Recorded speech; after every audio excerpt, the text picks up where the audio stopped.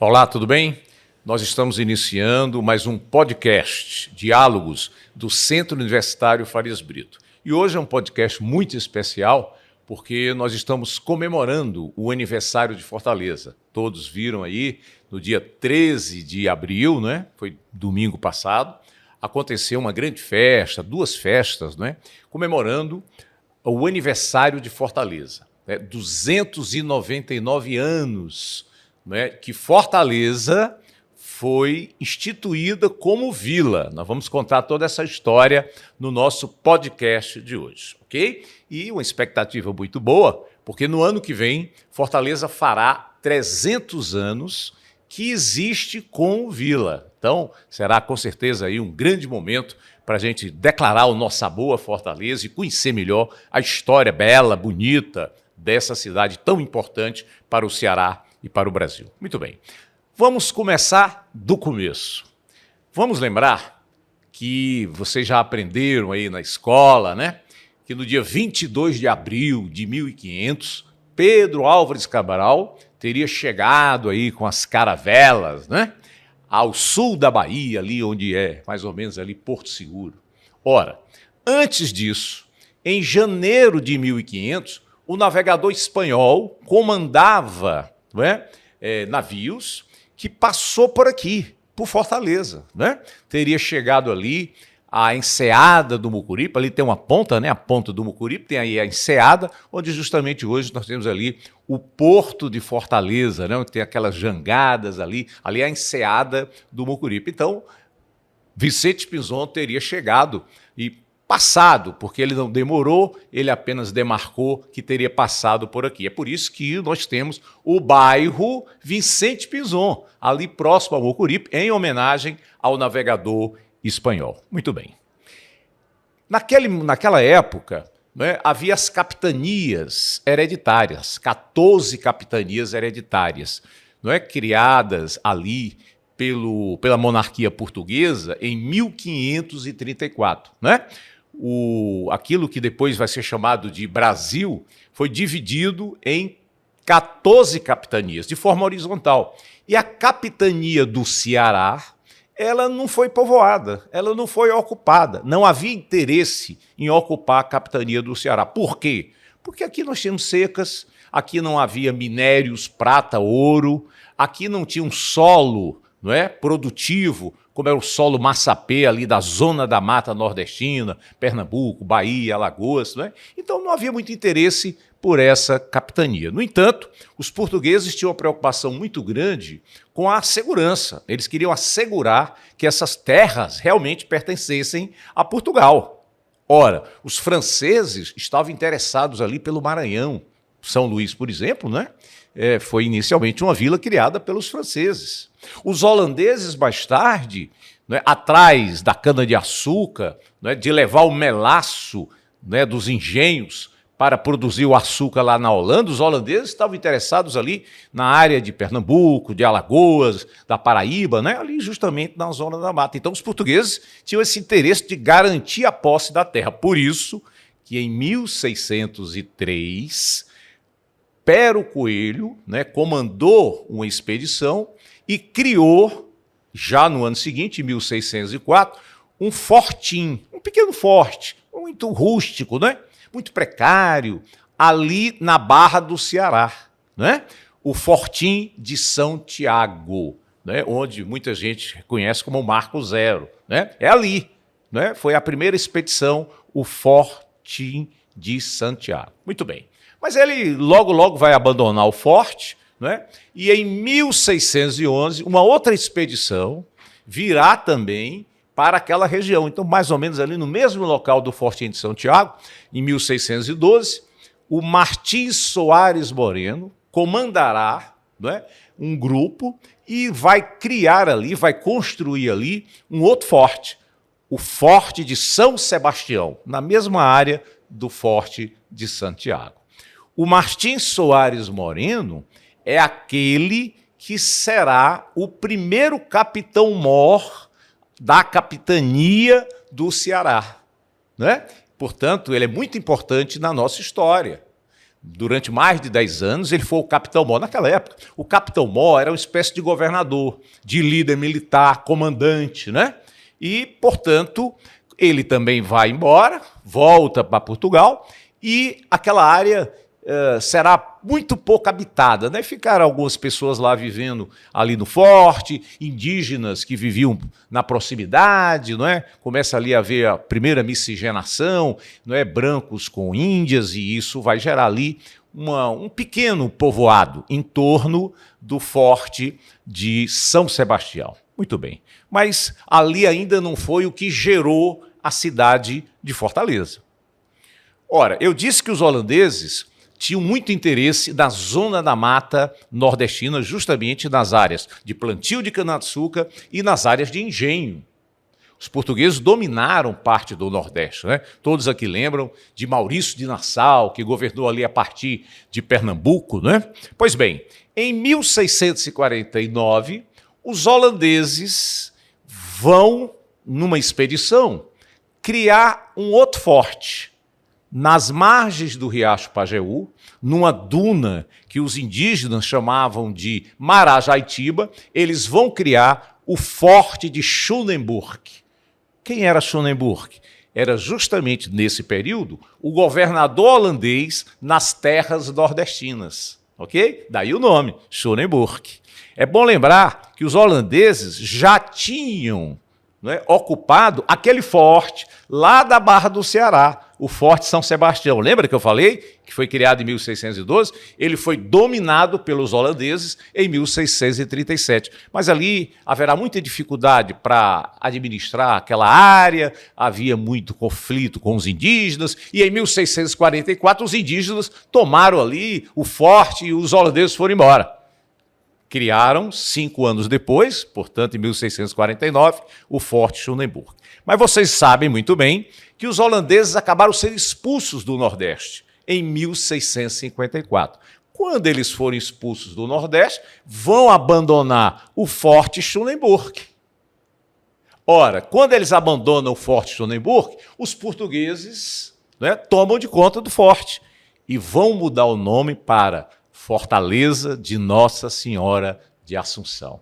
Pois bem, em torno da Fortaleza de Nossa Senhora de Assunção, nasce um vilarejo, um lugarejo, que mais tarde daria origem à Vila de Fortaleza. Estão entendendo? Então, na verdade, a origem da cidade de Fortaleza foi ali, em torno do forte de Nossa Senhora de Assunção.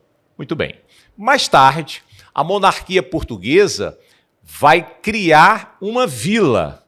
Primeiro, cria a vila de São José de Ribamar, a vila de Aquiraz. Foi a primeira vila, né, naquela área que depois será chamado de Estado do Ceará. Né? Naquele momento, em 1713, vai se criar a vila de São José do Ribamar. Então, Fortaleza, na verdade, essa área aqui, pertencia à vila de Aquiraz. Evidentemente que as pessoas que viviam aqui no lugarejo, em torno do forte Nossa Senhora de Assunção, não iriam aceitar isso. As lideranças, o capitão-mor, vão pressionar para que a monarquia portuguesa criasse uma segunda vila aqui no Ceará. Né? E essa segunda vila vai ser criada no dia 13 de abril de 1726.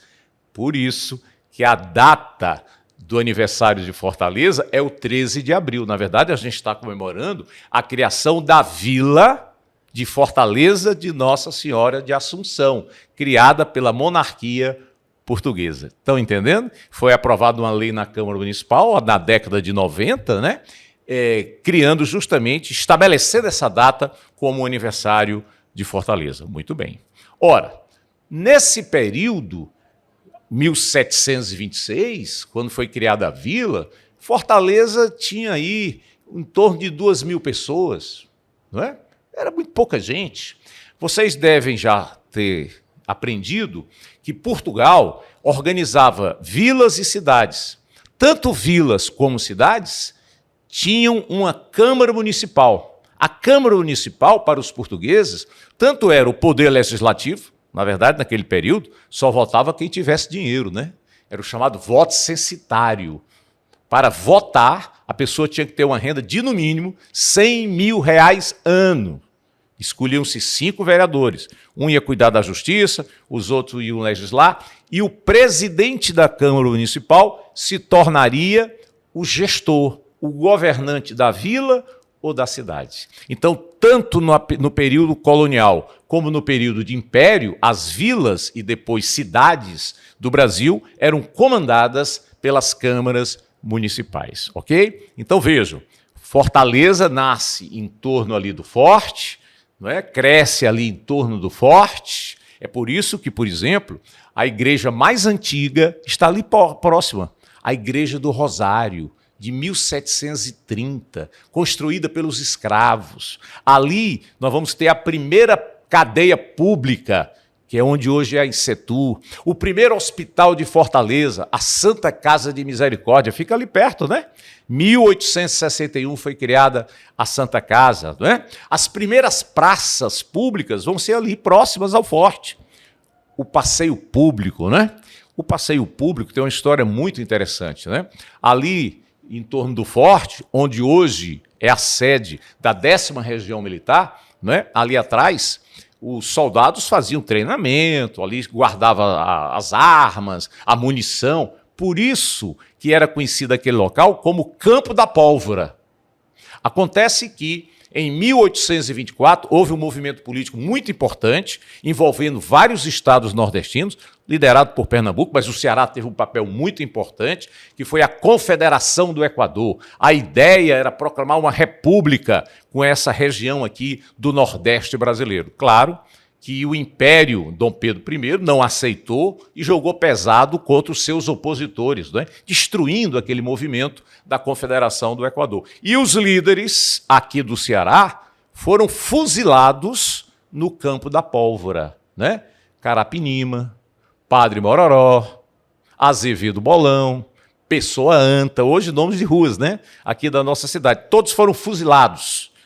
Por isso que aquela praça recebeu o nome de Praça dos Mártires. Até hoje, né? É o nome oficial ali, que nós conhecemos como Passeio Público. É interessante, porque aquela praça se tornou a mais importante de Fortaleza aí no século XVIII, século XIX, né? Por exemplo, ali, aquela área do passeio público, ali havia uma divisão de classes, né? Os mais ricos passeavam ali no calçadão chamado de Caio Prado, uma espécie de classe média, assim, né? Comerciantes, artesãos, pessoas assim mais de classe média, servidores públicos, passeavam num calçadão chamado Carapinima. E as pessoas mais simples não se misturavam, né? Passeavam num calçadão ali do passeio público, conhecido como Padre Mororó. Olha que interessante, né? Havia uma certa discriminação nesse período, né? Não havia esse relacionamento, né, mais próximo entre as classes sociais. Naquele período também, inicial, nós tivemos as câmaras municipais, como eu disse, e naquele período havia outra praça muito importante aí no século XIX, que era a Praça do Ferreira. Ela era chamada de Feira Nova, depois passou a ser Pedro II e depois recebeu o nome, que é até hoje, Praça do Ferreira. Por quê? Porque ali, em torno da Praça do Ferreira, havia uma botica, uma farmácia, né? E o dono dessa botica era o boticário Ferreira. Ele era uma espécie de médico prático, né? Ele não tinha diploma, mas ele atendia as pessoas como enfermeiro, como médico, né? E ele era muito popular, uma pessoa muito simpática, muito entrosada, né? E por essa simpatia e por atender muito as pessoas na sua botica, na questão de saúde, ele foi eleito presidente da Câmara Municipal de Fortaleza. Durante 15 anos, ele foi o presidente da Câmara, né? Então, era o político mais importante de Fortaleza no século XIX. Daí o nome, Praça do Ferreira, em homenagem ao Boticário Ferreira, que, inclusive, Boticário Ferreira é o nome da principal medalha, a principal comenda dada pela Câmara Municipal às pessoas de relevância da nossa capital. Muito bem. Então, na época colonial, né, havia as vilas. E Quando houve a independência do Brasil, liderada por Pedro I, não é? Em 1822, logo em seguida, essas capitanias viraram províncias, porque agora o Brasil tinha se separado de Portugal. As capitanias viraram províncias. E cada província tinha uma capital. Dom Pedro I resolveu escolher como capital da província do Ceará a vila de Fortaleza, que ele tornou a cidade de Fortaleza, entendeu? Em cada província ele escolheu uma cidade para ser a capital. Aí alguém pode perguntar, mas por que Fortaleza se tornou a capital? Era a cidade mais rica? Era mais desenvolvida? Era mais populosa? Não. Não.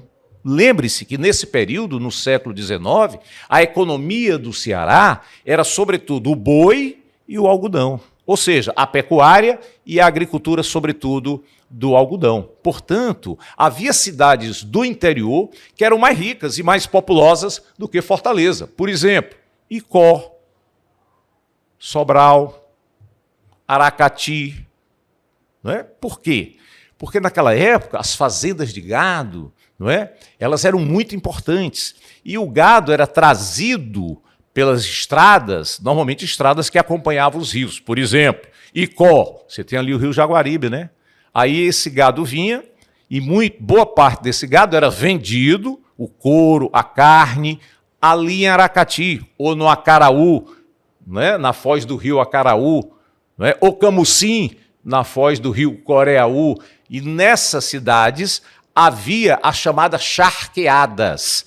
Parte dessa carne virava charque, carne de sol, né? Que era uma carne mais barata, carne que era dada para as pessoas mais simples, até mesmo para os escravos, né? Então, essas cidades se destacavam muito por causa das charqueadas, do charque. E eram mais ricas, mais populosas do que Fortaleza. Aí você pode perguntar, mas por que Fortaleza se tornou a capital? Porque aqui estava o Capitão Mor, aqui havia lideranças importantes e pressionaram, né, para que Fortaleza fosse a capital, mesmo não sendo a cidade mais rica. Aracati, por exemplo, era muito mais importante e mais rica do que Fortaleza. Muito bem. Mas o que é que aconteceu então? Durante o Império, Fortaleza era administrada, como eu acabei de refletir, pelos presidentes das câmaras municipais. Aí, as lideranças de Fortaleza fizeram um trabalho, uma articulação política para esvaziar Aracati. Como? Aracati, assim como em Fortaleza, tinha uma alfândega, né? A alfândega aqui de Fortaleza é ali onde hoje é o prédio da Caixa Econômica, né? Hoje é a Caixa Cultural, né? Ali na praia de Iracema. Aracati também tinha uma alfândega, lá tinha importação e exportação. O que fizeram as lideranças de Fortaleza? Pressionaram a monarquia, na época era Dom Pedro II, o imperador, para fechar a alfândega de Aracati. Ora, fechando a alfândega de Aracati, as importações e exportações teriam que ser pelo porto de Fortaleza. E isso deu muita força, aumentou muito o comércio de Fortaleza com o resto do Brasil e com o exterior. Foi uma jogada de mestre das lideranças de Fortaleza, não é? Ora, Fortaleza, então, vai se destacar muito, sobretudo na segunda metade do século XIX. Eu estou falando aí de 1860, 1870, né? Sobretudo com o comércio de algodão. Estava acontecendo a Revolução Industrial, a Inglaterra era a principal potência industrial na época, não é? Sobretudo da indústria têxtil, ela precisava de algodão. Esse algodão da Inglaterra era comprado principalmente dos Estados Unidos. Mas vocês lembram que entre 1861 e 1865 houve a Guerra da Secessão, uma guerra civil nos Estados Unidos. E isso paralisou a economia americana. E os ingleses precisando de algodão. E aqui nós temos um clima muito propício para a plantação de algodão. Por isso que o Ceará vai se tornar um dos estados mais fortes do Brasil na produção e na comercialização do algodão. Agora, nós tínhamos um grave problema. O nosso porto era péssimo. Começa ali pelo Poço da Draga, né? Havia ali um pequeno porto muito precário. Depois se constrói ali a ponte metálica, não é? A ponte metálica vai ser construída para ser o porto. Mas veja, era um péssimo porto, porque os navios eles não encostavam no litoral. Eles ficavam ao largo, e aí jangadas, pequenos barcos, levavam as mercadorias para os navios e traziam as mercadorias dos navios para a terra. E isso prejudicava muito a produção, a comercialização, produto ficava estragado, né, molhava, enfim. Era muito precário, mas era o que se tinha na época para comercializar os produtos do Ceará para outros estados e para outros países e vice-versa, né? Importávamos também através ali da ponte metálica. Agora vejam, até o século XIX, Fortaleza era uma cidade muito pequena. Na transição do século XIX para o século XX, estou falando aí de 1900, Fortaleza tinha apenas 50 mil habitantes. Era muito pouca gente, era uma população irrisória. Fortaleza não se destacava em termos nacionais, não é? Com tão pequena população. Ora, por que a população de Fortaleza vai crescer? Até o início do século XX, eu estou falando aí até 1920 aproximadamente, a população de Fortaleza vivia onde hoje é o centro da cidade, né? Entre a Avenida do Imperador, Duque de Caxias, Dom Manuel e a praia. Esse quadrilátero, né? Um grande desenho foi feito, um plano, por Adolfo Webster, em 1875. Um outro engenheiro, na época da colônia ainda, em 1818, tinha feito um desenho inicial, Silva Paulé, né? Hoje o nome de rua também aqui em Fortaleza. Mas esse plano de Adolfo Webster é que vai ser um plano que vai vislumbrar o crescimento da cidade a partir do centro. Mas até 1920, 30, quase todo mundo vivia no centro. Morava, trabalhava, estudava no centro, né? Primeira escola pública, Liceu do Ceará, 1845, né? O Imaculada Conceição, já em 1864, Seminário da Prainha, 1864, foram essas primeiras escolas aqui na cidade de Fortaleza. Muito bem. Acontece que em 1889, o Brasil se torna uma república. E aquilo que era província vai se tornar estado, né? É o caso do Ceará, né? Deixa de ser província e torna-se estado, né? A gente viu que Fortaleza foi contemplada por Dom Pedro I em 1823, tornando a vila em uma cidade. E, evidentemente, quando a província se torna estado, com a república, a capital continua sendo Fortaleza, não é? Pois muito bem. A partir do início do século XX, vai ter início a industrialização de Fortaleza, né? As indústrias estavam principalmente aqui em Fortaleza. Ali no centro tem a indústria têxtil, a Tomás Pompeu, né? Depois começa essas indústrias a serem implantadas um pouco mais para leste, para oeste, ali onde hoje é a Francisco Sá, Carlito Pamplona, né? As indústrias vão se organizar naquela região. Também os ricos de Fortaleza vão começar a sair do centro e ir para essa região. Você vê que ali em torno da Praça do Liceu, o nome oficial é Praça Gustavo Barroso, ali você tem casarões belíssimos, né? A elite de Fortaleza foi viver ali, na Avenida Filomeno Gomes, ali onde hoje é Francisco Sá. Por quê? Porque ela queria sair do centro. As secas traziam muitos flagelados para o centro da cidade, havia esmoléus, né? Isso trazia uma certa insegurança, né? E a elite queria se separar, né? Desse furdunço, né? Dessa confusão que era o centro da cidade. Muito bem. Acontece que, com as fábricas, os operários começaram também a ir morar perto das fábricas. E a elite fortalezense se sentiu constrangida, né? Porque já não era só um bairro de elite, o Jacarecanga, né? Já as camadas populares começaram também a ocupar esse espaço. Portanto, já na década de 20, na década de 30 do século passado, parte da elite vai viver ali onde hoje é o Benfica. Por quê? Porque ali, um comerciante muito rico, que virou banqueiro, Gentil, José Gentil, ele vai criar ali um verdadeiro castelo para sua moradia, para sua família, não é?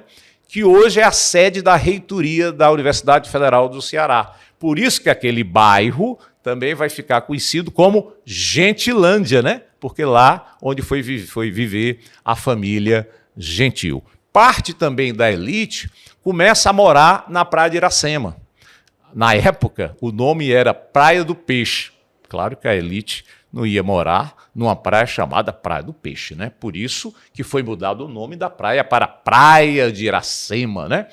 No início, parte da elite de Fortaleza, que vivia no centro, construía casas de veraneio na Praia de Iracema, para passar o final de semana, né? Com o tempo, muitos ricos, classe média alta, foram viver ali na Praia de Iracema, escolheram aquele bairro para morar. E somente nos anos 40 é que parte da elite de Fortaleza vai viver na aldeota. Nessa época, o que a gente chama hoje de aldeota, chamava-se outeiro, né? Era uma área mais alta, ali havia sítios, até fazendas, né? E um comerciante muito rico de Fortaleza, chamado Plácido, ele vai construir um verdadeiro castelo ali onde hoje é a Santos Dumont, onde é o SEART, né? Ali entre Santos Dumont, entre Rui Barbosa e Monsenhor Bruno, né? Ali havia um castelo que esse comerciante Plácido tinha construído para sua mulher, uma italiana, que disse que só ia viver aqui em Fortaleza se ele construísse um castelo típico da Itália, né? Que ela era italiana, a Pierina, né? E aí ele vai construir um castelo, era um belo castelo, que lamentavelmente foi destruído para a construção de um supermercado. Depois esse grupo acabou tendo dificuldade financeira e o governo do estado desapropriou para construir o Centro de Artesanato Luiza Távora, né? Hoje tem aqueles castelinhos ali em torno daquela praça, né? Ali era um grande castelo, lamentavelmente foi destruído, né? Como outros grandes prédios históricos de Fortaleza. Muito bem, então nós já estamos chegando aí a 1945, o final da Segunda Guerra Mundial. É bom lembrar que durante a Segunda Guerra Mundial, né, havia uma preocupação muito grande com os ataques dos alemães, né?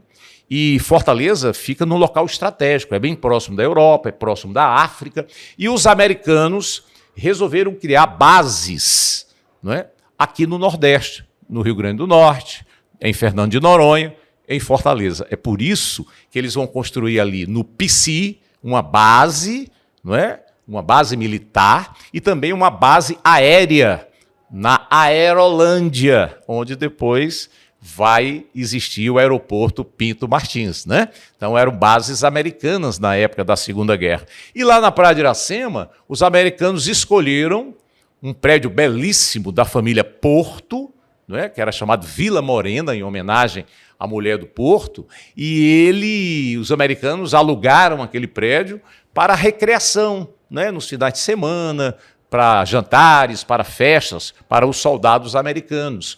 E era ali onde é o Estoril, hoje sede da Secretaria de Turismo de Fortaleza. É um dos prédios mais icônicos, né, mais interessantes aqui da nossa cidade, né? E ali as moças de classe média, mesmo da elite, iam para as festas ali com soldados americanos, jantares, shows, né? E isso trouxe aí muito ciúme dos rapazes de Fortaleza, porque muitas dessas moças namoravam os soldados americanos. E essas moças começaram a ser chamadas, por inveja, né, de Coca-Colas, né, porque eles ofereciam Coca-Cola nessas festas para as moças americanas. Há algum tempo atrás, né, um bloco de carnaval, que naquela época se apresentava ali na Avenida Duque de Caxias, era o bloco das Coca-Colas, homens vestidos de mulheres, não é?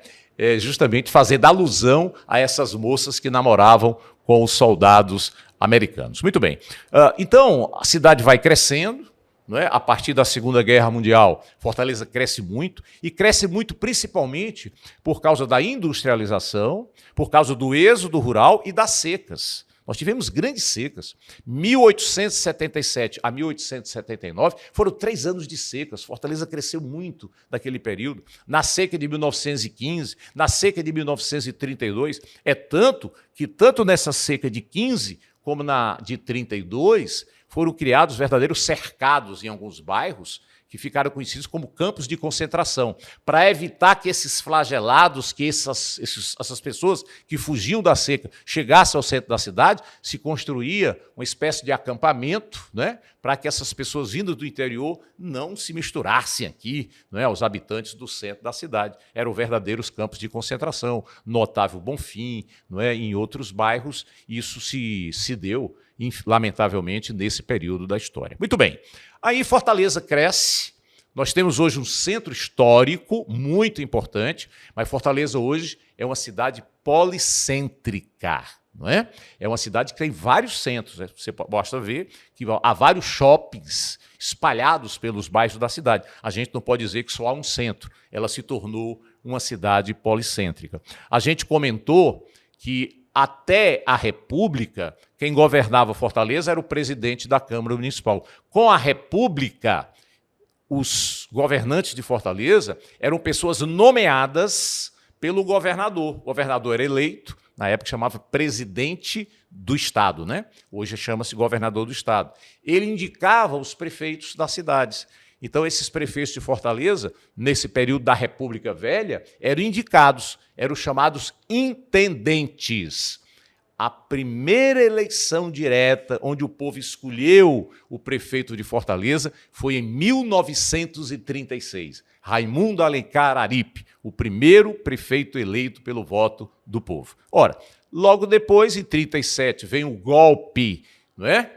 O golpe de Getúlio Vargas, instituindo o Estado Novo, ali foi uma ditadura de 37 a 45, então os prefeitos deixam de ser eleitos diretamente, continuam sendo indicados pelos governadores. A partir de 45, a redemocratização, né? O povo volta a escolher os prefeitos, em 47 foi a eleição para prefeito de Fortaleza, ali se elegeu Acrísio Moreira da Rocha, se elegeu 2 vezes, não havia reeleição, mas ele se elege, depois Paulo Cabral, Acrísio Moreira de Rocha de novo, não é? Vieram aí 2 militares, 2 generais, primeiro Cordeiro Neto, depois Murilo Borges. Murilo Borges foi quem, inclusive, construiu a Beira-Mar, né? Começa em Cordeiro Neto e em 1963 se inaugura a Beira-Mar, né? Então Fortaleza já estava crescendo também para essa região da praia. Detalhe interessante, até a Segunda Guerra Mundial, Fortaleza era construída de costa para o mar.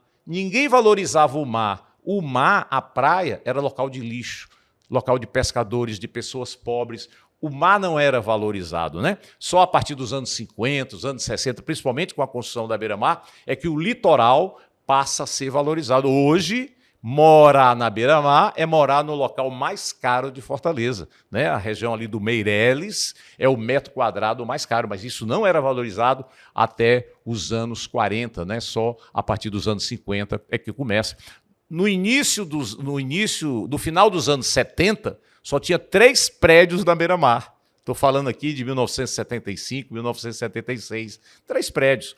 O Jaqueline, o Arpoador e o Marinho de Andrade. Hoje tem dezenas de prédios. A Beira-Mar está coberta de prédios, né? Alguns até com altura extremamente exagerada, que causa preocupação.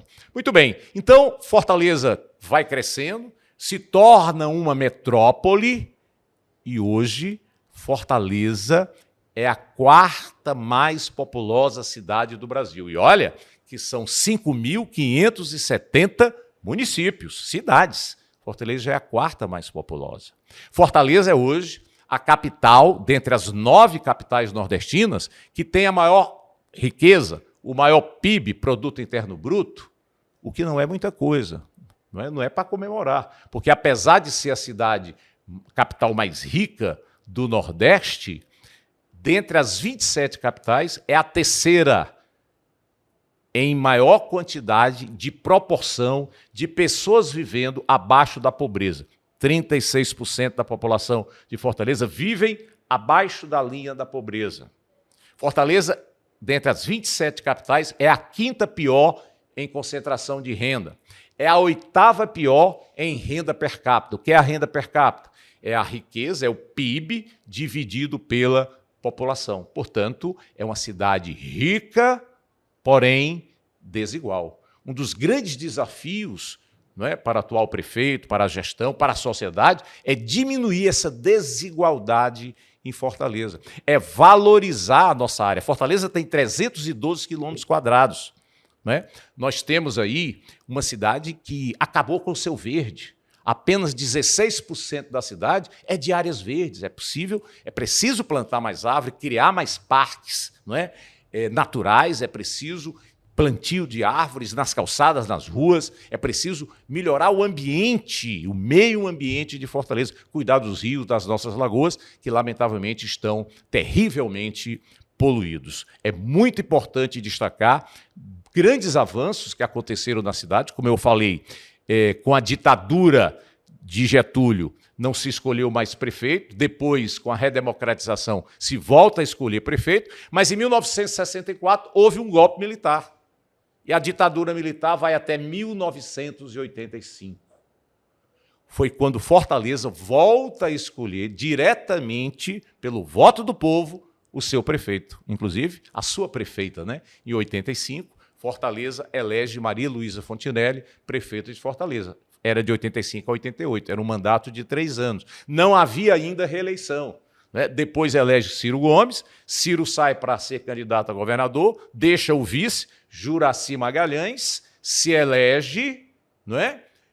Continua sendo prefeito, depois elege o sucessor, não é? E aí nós tivemos vários prefeitos. Né? Tivemos Luiziane Lins, que foi eleita e reeleita prefeita, portanto governou 8 anos. Tivemos Roberto Cláudio, que também eleito e reeleito 8 anos. Zé Sarto, 4 anos, não conseguiu a reeleição, e agora Evandro Leitão se elege em 2024. Nessa perspectiva, com certeza, de que o povo participe mais das decisões da prefeitura, que nós tenhamos políticas públicas que diminuam a desigualdade e que haja oportunidades, sobretudo para as pessoas que mais precisam. Portanto, a Fortaleza está se preparando agora, no ano que vem, para fazer 300 anos. E a nossa convicção é que todos nós queremos uma cidade mais justa, uma cidade mais inclusiva, uma cidade com desenvolvimento sustentável, valorizando a participação da sociedade, lutando para que a gente possa ter melhores dias, melhor futuro. É isso que eu desejo à Fortaleza e a todos vocês que estão participando do nosso podcast. Desta forma, nós encerramos aqui o podcast dessa semana, agradecendo a atenção de vocês. O programa Diálogos do Centro Universitário Farias Brito voltará na próxima semana com um assunto de interesse do Ceará e do Brasil. Boa semana para vocês.